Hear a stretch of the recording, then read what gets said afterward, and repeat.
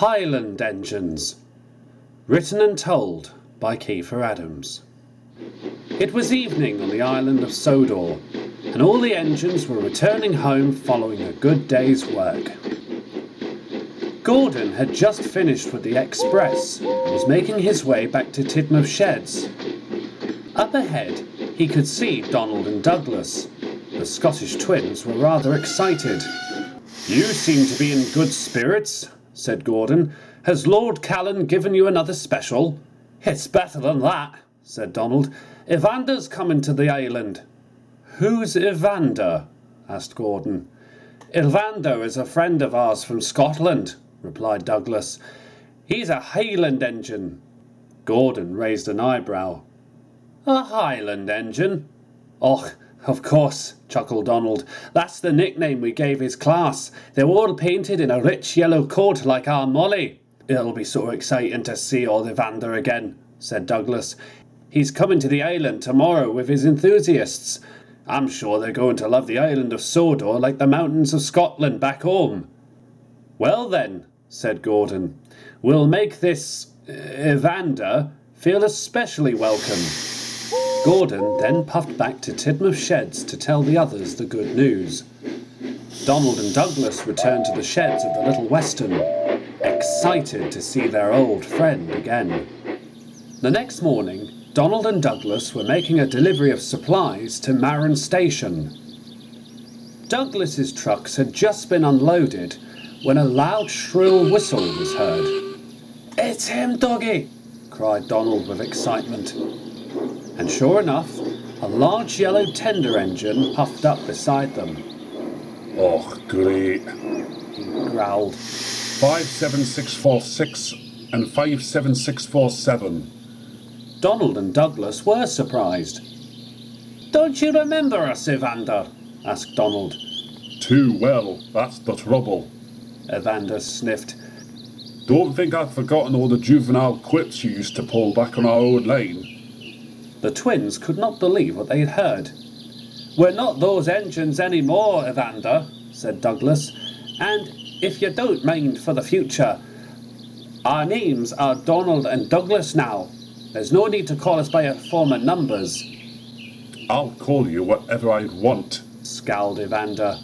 "After all, engines of your, tricks and traits back then, didn't they deserve names?" And with that, Evander puffed snootily away.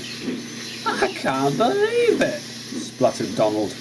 "Neither do I," said Douglas crossly. "I didn't expect him to be so grouchy after all these years." A little later, Donald and Douglas made another delivery to the chocolate factory.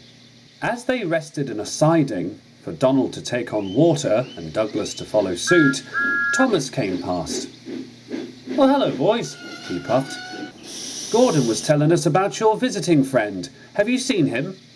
"Aye, and we wish we hadn't now," scowled Donald. "What's wrong?" asked Thomas.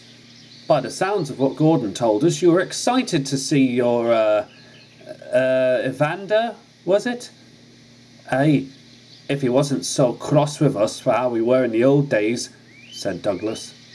"Well, long before we came to the Fat Controllers Railway," said Donald, "we were quite the young tearaways. We caused trouble and tricks for the other engines." "Evander was an easy target," added Douglas. "But you'd think, being an engine a little older than us, he would have moved on from it all." "Clearly not," said Donald. "So we've decided to keep a wide berth from him. If he doesn't want to know us, then so be it." "It's disappointing," admitted Douglas, "but, it's his choice at the end of the day." "Well, don't let him bring you down," reassured Thomas.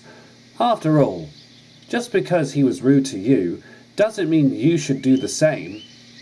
He is a visitor to our island, and we should make him feel welcome." And Thomas puffed away with his thoughts. Donald and Douglas were not so sure if they did want to make Evander feel welcome at all. Later that day, Evander was puffing through the valley with his enthusiast train. Unfortunately, he was not feeling well. He wasn't sure why.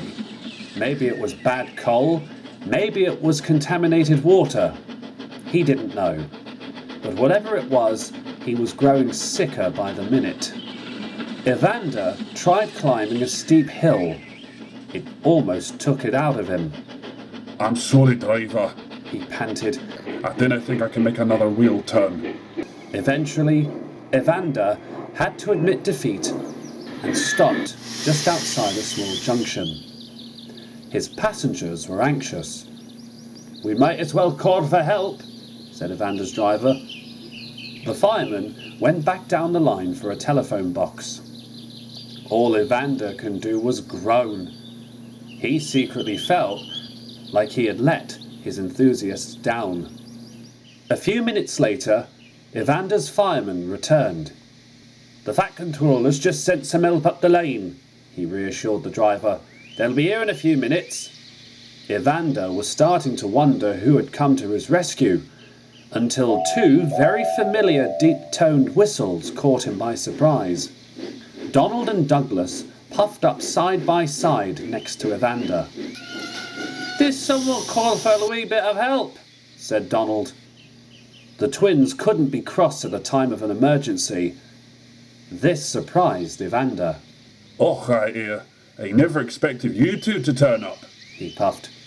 "That's what we're here for," said Douglas. "Despite what has happened, we're always happy to help." Well, Donald, Douglas, said Evander with a small smile. thank you very much. The twins were delighted to help. Donald took Evander as far as the next station, where Henry was more than happy to take the Highland engine to the works to be checked over.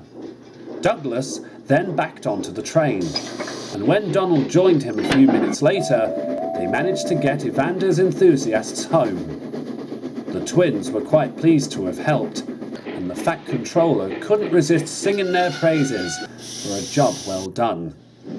That evening, Donald was just finishing some shunting at the big station.